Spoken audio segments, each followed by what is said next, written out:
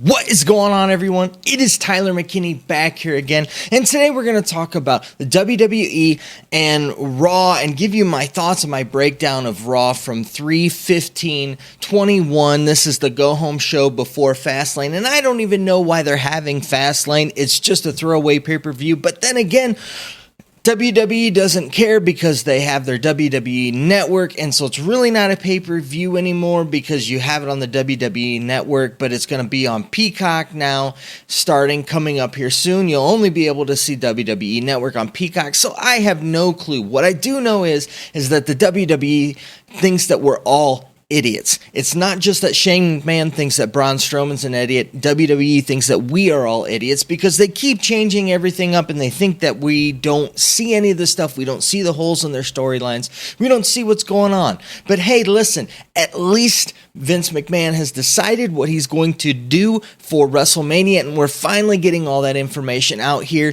And this is the stuff that frustrates me with WWE, and I have absolutely no clue why they've decided to do the things that they do.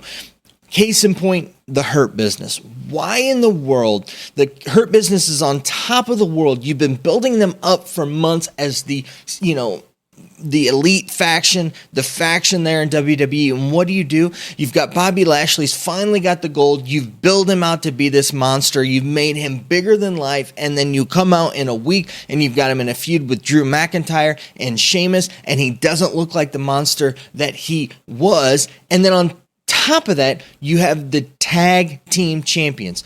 You would think that you would take both of those, the tag champs and the heavyweight champion, and you would take them into WrestleMania standing tall, looking good. But no, that's not what we're going to do. We're going to have the tag team champions lose the belts on the Raw before Fastlane. Yep, that's right, you heard me. Before their pay-per-view, you had them lose the tag championships, and they're not even fighting for them again. They're already deciding on a new tag team championship match for WrestleMania. It's just crazy. So if you didn't see it, Shelton Benjamin and Cedric Alexander lost their tag titles to the New Day, and that's fine. It was an okay match. It wasn't a bad match. And see, here's the thing with WWE. I don't have any problem with the wrestling. Usually they actually have really good wrestling. Now, I will say that, some of the women's wrestling on Raw and SmackDown leaves some to be desired. I think that they have a much more talented roster on NXT than the women's division in NXT. Actually, I feel like is their strongest women's division, and that will bring me to the women's division here in a little bit, but let's stick with the Hurt Business. So they don't even get a rematch or anything with it, and the Hurt Business has now just become Bobby Lashley and MPV as his mouthpiece. And so pretty much what we've ended up with now is we've got Brock Lesnar 2.0 with Paul Heyman 2.0 on Raw. Don't get me wrong. I think that it's worked great for them, but you built up this faction, and now this faction that finally had the titles, you could really, kind of build around that for a little bit, build this thing up. They didn't. The other thing is so as I'm looking at this whole thing, Sheamus, the whole point why Sheamus gave up his relationship with Drew McIntyre was for the belt. And so now he's like, so focused on, beating the snot out of Drew McIntyre, he's forgotten about the belt. It makes no sense to me. And the WWE needs to do something with their storyline writing. I'm sick and tired of coming into a show and listening to these boring guys talk about how they got there and all these years that it took them to get there. Listen, we get it. It's like that everywhere. You have to start from the bottom and work your way up. It's just how the world works. You don't just come in and you're not just the star. That's what happens. And if you do come in and you're a star, a lot of times you're either really uber talented, and I can't talk, or or you were a star somewhere else and they're going to use your star power. That's how it happens. You don't need to tell me week in and week out. And good night, Bobby Lashley and Drew McIntyre. Both fantastic wrestlers, both freak athletes, but good night. Neither one of them can talk on a mic. And listen, I don't know if that has anything to do with the storylines and the way that the stories are written for WWE, but it just was a snore fest. And finally they came out and at least had The Miz come out and, break up this snore fest. And The Miz, it frustrates me because they don't know how to build up a villain. Yes, you want them to do some nefarious things. Yes, you want them to show kind of, they're an opportunist. But what bothers me is that you've got a guy who just had the title and he is a complete coward. If you're going to get in the wrestling business, you're not going to be a coward and you're not going to be a title holder. You're not going to be in the title picture. That's just how it is. That's how it should be. But instead, we've got a guy in The Miz who's in this title picture and he can't even have a decent match. He's got to be billed over and looked over as just this guy that is just kind of throwaway trash, and he's actually one of the better guys that they have on the mic that can actually work a mic and do a mic. Now, I get it. We're still in this no fans zone type of an era and that with it to where it doesn't matter as much. But as we get moving forward with things and they start to get fans back and they start to change things up, and it looks like WrestleMania is going to be where they're going to try to do that. Unfortunately, this is where we sit with that. And so it's frustrating with it because the Sheamus line does not make sense. His whole point to get away from Drew McIntyre and end his friendship is because he wanted the title back. So now his whole purpose of fighting Bobby Lashley is so that he could have Drew McIntyre 100% because Bobby Lashley, was beating on Drew McIntyre earlier in the night for Fastlane. I would have thought that he would have wanted his title shot, worked in. He would be mad that he didn't get in to, the main event at WrestleMania. But no, so you have that. And then, Bobby Lashley's mad at Sheamus because Sheamus went through and, beat up him and, he's a seeing red monster and that's what he does. It's poor writing. It's hard to follow. And again, they've gone off track. In this thing, it's like, they were really building up Drew McIntyre to be kind of this, I'm going to keep working hard. I'm going to work hard. I'm going to get my chances. I'm going to do this. And now Drew McIntyre, they're kind of turning him into this guy that is obsessed with his title.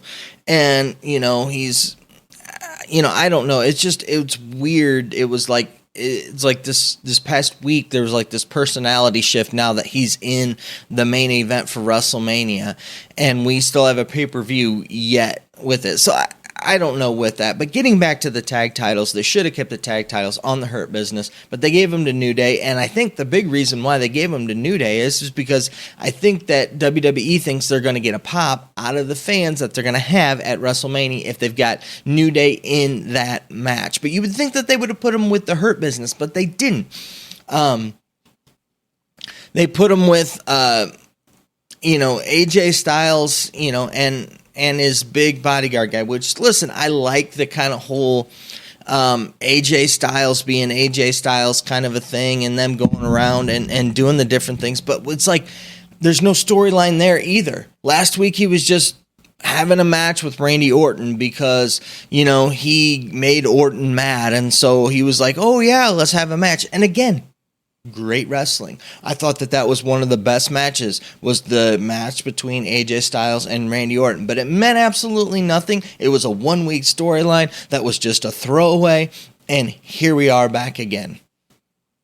Don't know. Speaking of Randy Orton, looks like that they're taking and going to be not bringing the Fiend back, so we're going to get this continuation of this whole Alexa Bliss and Randy Orton thing. And listen, it's getting old week in and week out when you've got her and Randy Orton going back and forth with just, she does this, he does this. She does this, he does this. And then there's just weird stuff that happens in between. So I'm ready for something different with that. I'm ready to move on from that. It's like there are bits that they don't stick with long enough, and there are other bits where it's just wearing thin. You're done saying it. It needs to move forward, and that's one of those things. I don't know. We'll see what happens. I think that they're holding the Fiend out until they actually get fans there to get a pop for the Fiend, but we'll see what happens. So you've got the U.S. title, kind of storyline thing, and you've got Mustafa Ali there with Riddle, and I think that it's working out all right. But the thing for me is I'm just not a Riddle fan. I don't like his whole bro thing. It doesn't work for me, and it might work for you. It just is what it is. But that's fine. We'll see what happens when fans come back. We'll see if people actually like it, if it actually gets over, or if it's just, something that worked during the no fans era. But I think that that's at least a storyline that is kind of been developing for a few weeks, and that with it. So I think that that's that's okay. Getting to the women's division. Now, the women's division on Raw and SmackDown, they are very, very light. And the thing that drives me nuts is that WWE does not protect their champions. And they don't protect their people. I mean, the case in point is that, you had Bobby Lashley get a decisive pin on Sheamus. It makes Sheamus look little. Going into his match at Fastlane with Drew McIntyre, he does not look good going into that match. And if they go and have a barn burner, it's going to be like, well, Drew McIntyre, yeah, he should beat Sheamus if he beats Sheamus. And if Sheamus doesn't beat him, then, if he does beat him, then it's like, oh, well, Bobby Lashley beat Sheamus. So what do we got going on here? Now do we have a triple threat match? I don't know. Maybe they will. At least that would make the storyline further on and make Fastlane worth something. But that doesn't seem to be what they're going to do. It seems to be they're going to have this ending feud thing with Drew McIntyre and Sheamus. And that's that. Now, the women's division, getting back to that. Thing for me about the women's division is that you need to protect your champions, and they really haven't protected their champions. You got your champions who are feuding against each other, and when they're feuding against each other, somebody has to get the upper hand and somebody has to get the lower hand, and unfortunately, each side, when you're doing champions versus champion stuff, it's your champion, and so it's making them look bad, one of them. And I will say that there is some stuff that is a little bit more suspect, and you can kind of tell that WWE's, really been trying to really push the women's division, which I think is totally fine, but like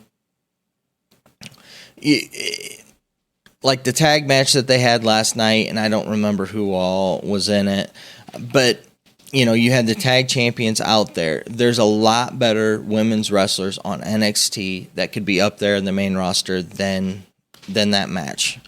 And you could use them to build that stuff up and have all of those in there without having to bring Asuka, without having to bring Charlotte Flair, without having to bring those people who are your top tier, women's wrestlers in the fold, in the mix for that. And, we know that they've added in the NXT women's titles, which I think they should have never done. I think that was a real opportunity for them to showcase the NXT women's division, which I think is the best women's division in WWE, but they're not going to get the credit that they're due because, again, they're the third brand and they're the minor leagues, as we've discussed before.